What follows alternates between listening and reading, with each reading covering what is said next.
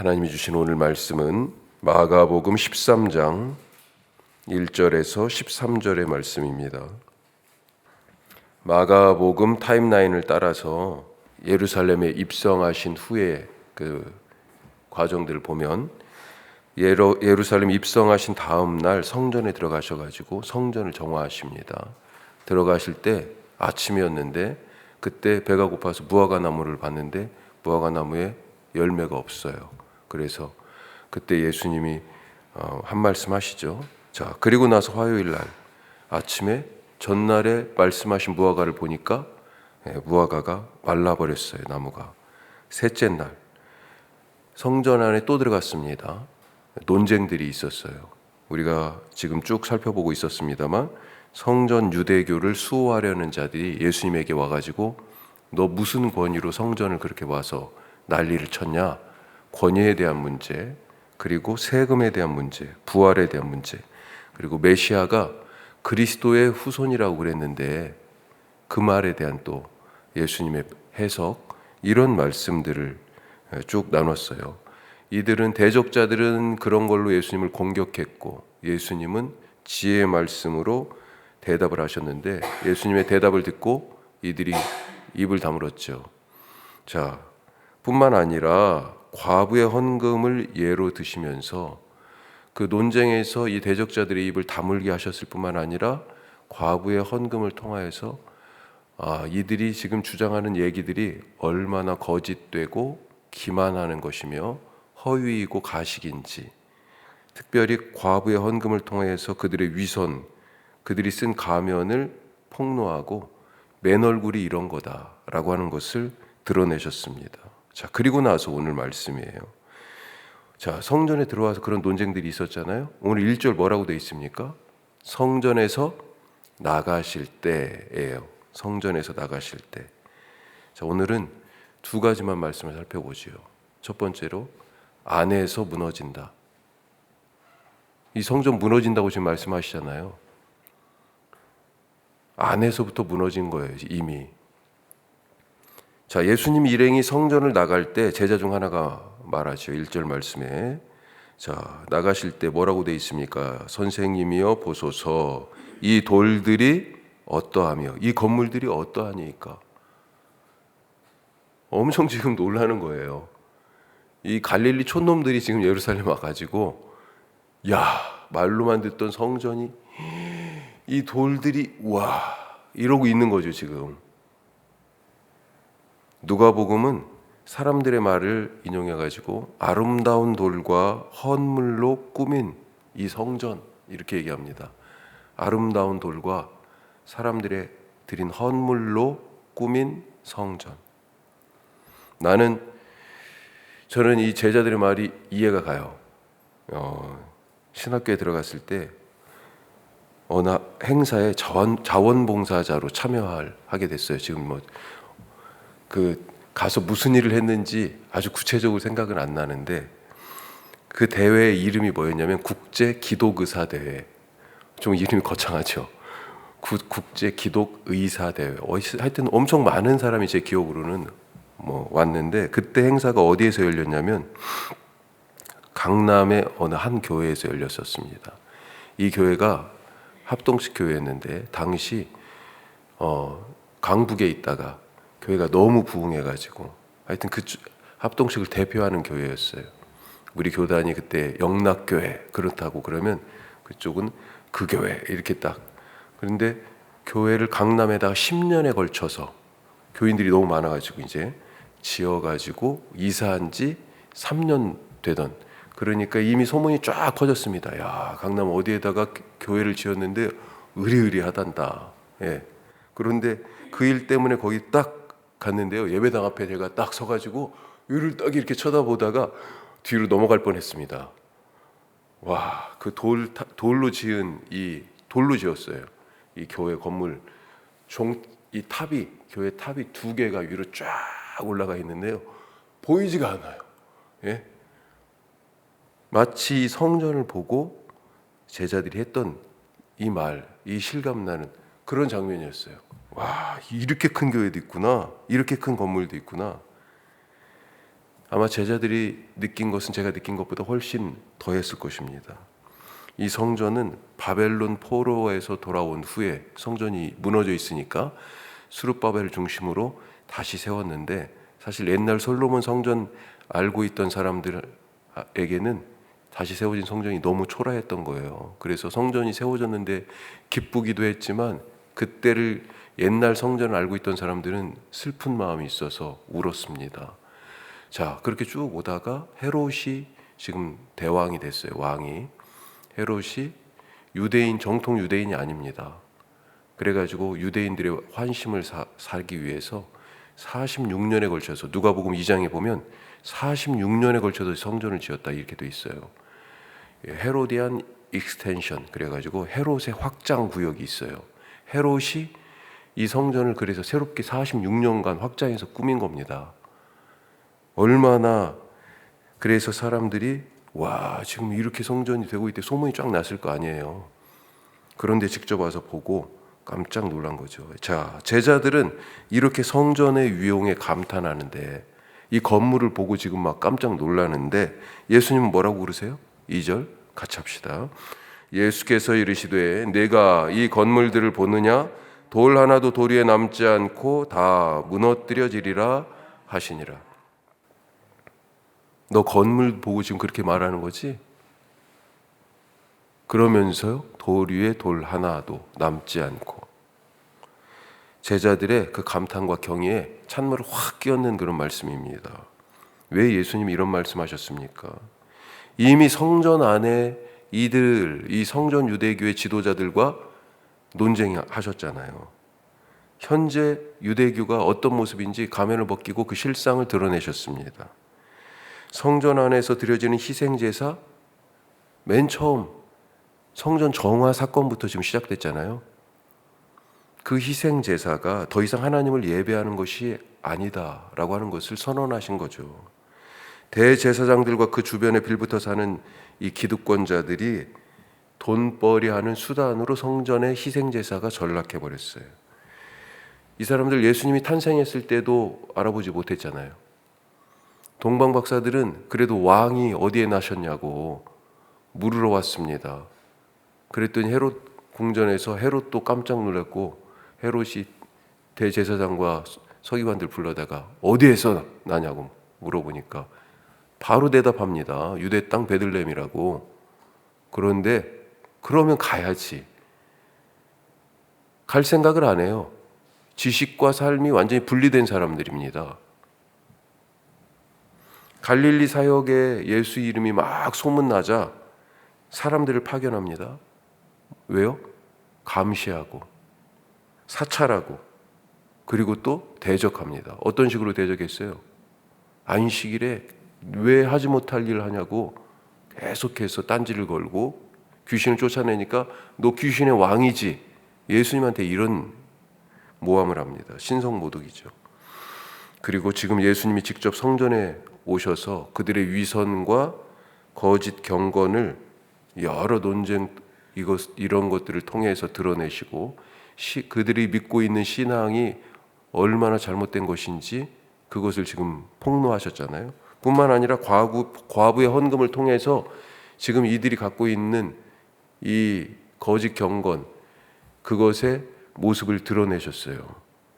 과부가 지금 헌금을 했는데 딸랑딸랑 동전 2입, 그렇지만 생활비 전부를 지금 하나님께 드렸어요.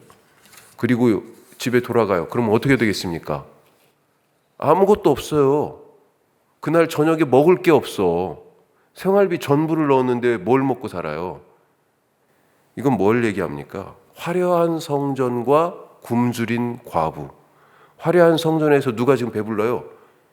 바로 이 대제사장을 비롯한 자들이 부자예요, 부자. 이렇게 멋진 성전과 거기에 와서 생활비 전부를 넣지만 오늘 저녁에 가서 먹을 걸 걱정해야 하는 굶주린 과부. 이게 지금 이 유대 사회의 신앙생활의 모습이라고요. 마치 부자의 집 문 앞에서 구걸하던 거지 나사로, 그 이야기가 생각나지 않습니까? 이것이 부패한 유대교의 모습입니다. 이 성전에 이 성전이 대체 누구를 위한 것이고 무엇을 하는 곳입니까? 성전의 주인이 하나님이 아니고 대제사장과 성전 유대교의 기득권자들이다. 예수님이 지금 자기 집에 오신 거잖아요.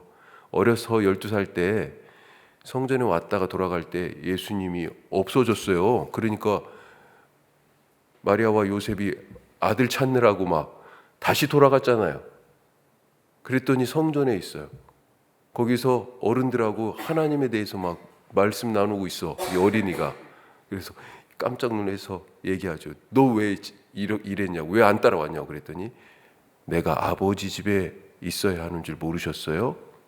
하나님의 집, 성전이 예수님에게는 아버지 집이잖아요.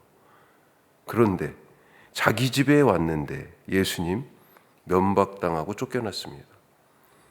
여기서 드리는 제사, 이것은 예배가 아니고 장사꾼들의 호객행위고, 짐승을 잡아드리는 희생제사였지만 이건 뭐예요? 희생제사가 아니라 도살장이었어요. 지금 나중에 66년 이후에 유대전쟁이 발발합니다. 그리고 70년까지 4년 정도 이 유대전쟁 최후의 항전을 하죠, 유대인들이 로마에게. 그렇지만 그래서 결국은 뭐 예루살렘 다 무너지고 성전도 다 무너지고, 이제 유대라는 나라는 아예 이 민족들은 온 세계 그래서 뿔뿔이 다 흩어져 버리는 그런 일이 있죠. 예수님이 말씀하신 것처럼 돌 위에 돌 하나도 남지 않고 처참하게 무너졌습니다. 그때. 하지만 이미 지금 오늘 말씀 보니까 성전이, 아니 예수님 이전부터 무너지고 있었던 거예요. 어디에서? 안에서부터. 제자들은 야, 이 돌들 보세요. 이 건물의 높이 보세요. 이렇게 아름다운 거 보세요. 이 성전 건물에 대하여 자부심을 가졌는데 예수님은요, 가슴 아파하셨습니다. 이미 무너지고 있었기 때문에. 누가 무너뜨린 것이 아니라, 로마 사람들이 무너뜨린 것이 아니라 스스로 무너지고 있었던 것입니다. 자기들이 무너뜨리고 있었던 거예요. 이미. 우리가 한국 교회에 대해서 자부심을 가졌던 때가 있습니다. 일제 강점기, 그때 복음을 막 받아들이고 얼마 안 됐을 때 그런 어려움들이 왔지만 독립운동의 중심에 교회가 있었죠. 숭실, 배제, 이화, 이런 학당들을 만들어서, 학교죠. 그래서 이 어두운 식민지 시대의 민중들을 일깨웠고 가르쳤고, 수많은 병원들, 세브란스부터 해가지고 수많은 병원들을 세워서 치료하고 위로했습니다. 독재 시대에는 투쟁했고 통일의 문을 열려고 부단히 했었습니다. 지금도 마찬가지죠. 그런데 솔직하게 지금 기독교 하면 이 사회에서 어떻게 인식되고 있습니까? 태극기 부대와 같은 극우 정치의 집단, 또 세습을 일삼는 거룩은커녕 세상 누구보다도 탐욕적인 사람들, 신천지나 뭐 하나님의 교회, JMS 같이 기본적인 상식과 사회 질서도 무시하는 그런 이기적인 집단, 예수천당 불신지옥, 그렇게 교회가 인식되어 왔잖아요. 그렇게 자기들의 것만 맞다라고 강요하는 배타적인 신앙의 꼰대들, 뭐 이런 식으로 인식되고 있지 않아요? 교회마다 그 속으로 들어가 보면 얼마나 허약하고 위태위태한지 알 수가 없습니다. 이게 지금 한국 교회의 모습이에요. 안에서부터 무너지고 있어요. 예루살렘 교회를 바라보시던 예수님이 지금 이런 심정으로 한국 교회를 보고 계시는 것 아닌가. 자, 두 번째 말씀. 하나님이 상황을 지배하신다. 마지막 때 미혹받는 일이 있다 그랬습니다. 예수님의 이름을 사칭해서요 와서 내가 그다. 이단들 지금 다 그러잖아요. 뭐 예수가 이렇게 많아요. 재림 예수가. 한국에 전 세계에 있는 재림 예수 숫자보다 우리나라에 있는 재림 예수 숫자가 훨씬 많을 거예요. 아마. 재난이 시작된다고 그랬습니다. 기근과 전쟁이. 자, 그럴 때 제자들도 환난을 당한다. 제자들이 체포당하고 매를 맞고 또 심판자들 앞에 서는데 그 권력자들 앞에서 두려워하지 말라 말씀하십니다. 왜냐하면 이 상황 전체를 하나님이 컨트롤 하신다는 거예요. 자, 11절 말씀 한번 보십시다. 11절 같이 읽어보세요. 사람들이 너희를 끌어다가 넘겨줄 때 무슨 말을 할까 미리 염려하지 말고 무엇이든지 그때 너희에게 주시는 그 말을 하라. 말하는 이는 너희가 아니요 성령이시니라. 아멘. 이 상황을요 하나님 다 보고 계시는 거예요. 우리가 가끔 그러잖아요. 저 사실 그런 기도 자주 합니다. 누가 찾아오셨을 때 어떤 것에 대해서 물어볼 때 순간순간 하나님 제게 말씀해 주세요. 제가 무슨 말을 해야 되는지. 우리가 어떤 상황에 처해 있든지 하나님이 우리에게 무엇을 할 것인지 어떤 말을 할 것인지 인도해 주세요. 믿으시기 바랍니다. 왜요? 하나님이 그 상황 자체를 모두 다 컨트롤하고 계시기 때문에. 좀 더 성경 방식으로 얘기하면 하나님이 모든 것의 주인이시며 창조주이시기 때문에, 그래서 하나님께서 뭘 해야 하는지 우리가 그 자리에서 무슨 말을 할 것인지 성령께서 가르쳐 주신다고요. 걱정하지 마시기 바랍니다. 난 한 번도 안 해본 거야. 나는 이거 한 번도 안 당해봤어. 생각지 못했던 일이야. 내가 풀 수 없는 문제야. 걱정하지 마십시오. 하나님이 모든 상황의 주인이십니다. 기도하겠습니다. 오늘 두 가지 말씀 크게 나눴습니다. 성전이요, 안에서부터 이미 무너지고 있었어요. 우리 교회는, 요즘 한국 교회는 어떻습니까? 우리 교회도요, 잘 들여다봐야 됩니다. 작은 것 하나가 결국은 큰 구멍이 돼요. 작은 욕심 하나가 모두를 사실은 병들게 해요. 작은 비방 하나가 모두의 마음을 아프게 해요. 작은 거 하나 별거 아니라고 생각했는데, 건강한 교회, 건강한 공동체 되게 하여 주옵소서. 또 모든 상황을 하나님이 지배하신다. 하나님이 컨트롤하신다. 하나님이 주인이시다. 내가 무엇을 해야 할지, 어떤 말을 해야 할지 성령께서 가르쳐 주신다. 잊지 마시고요. 지금 내가 할 수 없는 일 앞에 서 있다 하더라도 주님을 의지합니다. 이런 기도 드리실 수 있길 바랍니다. 또 오늘 우리 수요일 새벽마다 선교 동역지들을 위해서 기도하는데, 우리 8곳의 선교 동역지 기억해 주시고, 저녁에 수요 말씀마당이 있습니다. 말씀의 은혜가 가득하게 하옵소서. 오늘은 레위기 17장부터 후반부 27장까지 말씀을 읽어요. 하나님 말씀 읽을 때 깨닫게 하시고 말씀이 새겨지게 하시고 말씀대로 살게 하옵소서. 기도하시기 바랍니다. 기도하겠습니다.